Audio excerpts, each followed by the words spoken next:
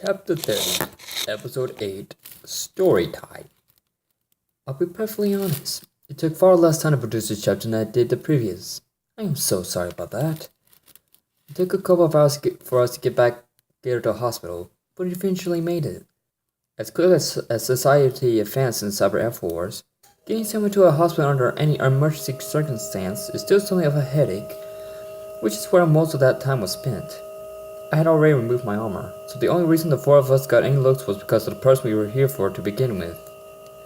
Once the doctor was ready to see us, Mom seemed to take control of things. "What happened?" he'd asked urgently. "I guess the time came with working in the emergency room." "Car accident on the way home from a costume party," Mom said simply. The tone she used had the distinct "don't ask" feel to it. It was too bad the doctor didn't pick up on it. "We didn't get any calls about an accident tonight," he said, clearly confused. This time, Mom's response came with a glare that I'd been on the receiving end of before. "Hit and run. Haven't found the driver." The doctor looked like he wanted to press further, but she looked like she was trying to burn a hole into him. He opted to keep quiet while they took her to an examination room. I shuddered a bit when the doors closed. I'd never been fond of those rooms, and my leg tingled like it knew how I was feeling. A couple hours after that, the doctor came out of the room. He explained the same thing that Dad already figured out. Bookie's arm was broken in a couple of places. It figured that her loss of consciousness came from the pain. He said they'd done what they needed to, and that it was going to be a few weeks before it healed. Being her best friend and all, I immediately asked her if it was okay to go in and see her. He said yes, but warned me to try and not disturb her too much. Poor guy didn't know me very well. Disturbing her was pretty much guaranteed. I went in and found Bookie wide awake, sitting on the bed with her arm in a cast and sling. "You okay?" I asked as the door to the room closed behind me and went to mentally slap me at myself.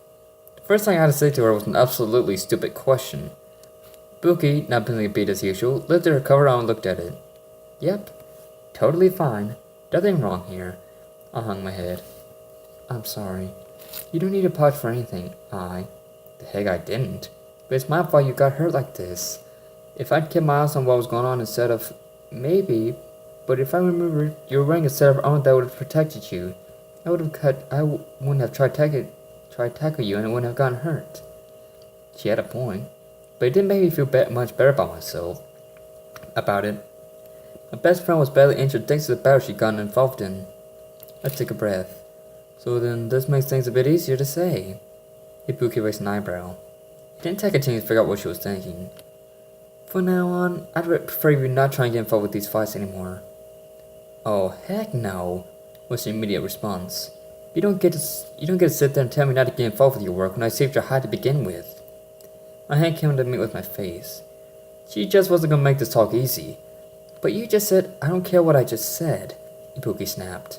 It was pretty clear that she was getting mad, but I wasn't sure why. I'm not going to sit back and watch my best friend puts her neck on the line, find monsters and other stuff.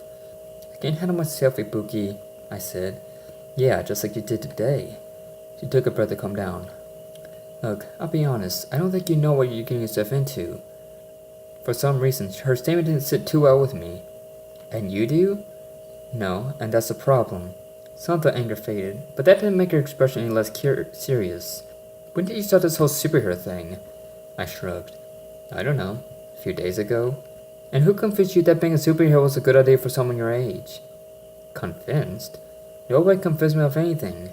My mom and dad asked, and knowing you..." She cut me off again. "You probably agree without giving it much thought." Ibuki shook her head. "What did they tell you? You wouldn't believe it if I told you." "Probably not, considering you did." I flashed an angry look at her. "I'm not trying to say you're stupid or anything like that, but you never put much time to your decisions, so look where that's gotten you." I pulled up my fist at that. "So she's going to blame me for what happened? That wasn't my fault." Ibuki took a deep breath. "So, what did your parents say?" I didn't want to tell her. Heck, part of me wanted to get up, tell her to leave me alone and walk out the room. "They told me who they are." "And who are they?" "My dad is Zero." His expression shifted from serious to surprised. "Zero? As in the Crimson Knight? The replicant that ended the Cyber Air Wars?" I nodded. "And my mom is CL. The scientists that basically made today's society possible." I half expected her next question, but that didn't stop her from throwing me for a loop. "And you believe that?" "Why shouldn't I? They're my parents, after all." Not that alone. You decided that they were telling the truth and that it was okay for the 16-year-old daughter to become a superhero and risk everything fighting monsters. I'm a maverick hunter, I said, and I fight mavericks. Because that's a world difference between the two. She shook her head. I guess she thought she was getting something through to me. What I'm about to tell you something you need to think about, Iris. I rolled my eyes. What? Is it some kind of ancient ninja knowledge you learned back in your village? No. It's ancient knowledge everybody learns as they grow up. It's something that I shouldn't have to tell you, but I'm going to anyway because it seems like you've forgotten it. What? Everybody lies. Anger built up inside me once again. I was fast becoming less of a fan of her calling my parents liars. Well, tough. I'm not calling them liars, but they're not the issue here. The issue is you and your need to just jump into anything you think might be exciting. I mean, think about it. Do you have any idea how lucky you are that you're getting to live an entirely normal life? I'm only getting a taste because I still have obligations to my village and my masters, whether I like it or not. We sat there in such for a couple minutes while the thought rolled around my head. My mom and dad couldn't have lied to me about who they were, right? After all, they do have serious armor locked away in our basement. Then again, if they really were CNCL, why wouldn't they tell me from the start? Why would they keep that secret from me? Or from... Look, I'm not going to tell you to quit. That's a decision you need to make on your own, and besides, we both know you're not someone to quit something cold. What you need to do is start asking questions. Questions that need to be asked and should have been asked before you said yes. Once you have the answer to those questions, you need to think about things. Figure out if you want to keep doing the superhero or maverick kind of thing, or if you want to live a normal life. I couldn't help but let what she was saying bother me some more. Maybe she was right. Maybe May was right when he mentioned it too. But is it really that much of a stretch to think that I could trust the people that were risking me as their daughter? I heard burn my face in my hands, trying to hide the fact that I was thinking about it all. I can't believe I'm taking life advice someone who doesn't even want to live her own. I'm living my life, Iris. I'm just not going to let my ninja train take control of it like most of the people in my village do. I don't mind being a ninja. Heck, I'll take some jobs if they need me to. But it's not going to be a major aspect of my life. Like I said, I'm a normal girl first, ninja second. Felt like I had heard enough, and the look a book was giving me when I pulled my head up told me she had said enough. I got up and moved toward the door. Thanks for the talk, I said, not sure if I meant that or not. I'm sorry about the arm. You're welcome, and don't worry about it. I'll get it taken care of when I get home. I smiled a bit at that. Maybe the doctors in her face could do a better job on her. Once I left the hospital room, we went home ourselves. It wasn't exactly a short ride, but it wasn't too long either. It was long enough for my mind to let Book's words roll through a few times. She made sense, even if she made me mad in the process. What if they were lying? What if they weren't the people they claimed to be? And why did I get it so easy to be a maverick hunter in the first place? Part of me wanted to say that it was because I wanted a more exciting life. It was one of the last cloud thoughts that crossed my mind before things in my life took such a huge turn. But why did I want that? Was I really so bored with my life that I was willing to just jump at the first thing to promise a change? What if I had been asked to help commit crimes? Or join a gang? Would I have agreed to those as easy as I did to be a maverick hunter? I had more questions than I had answers.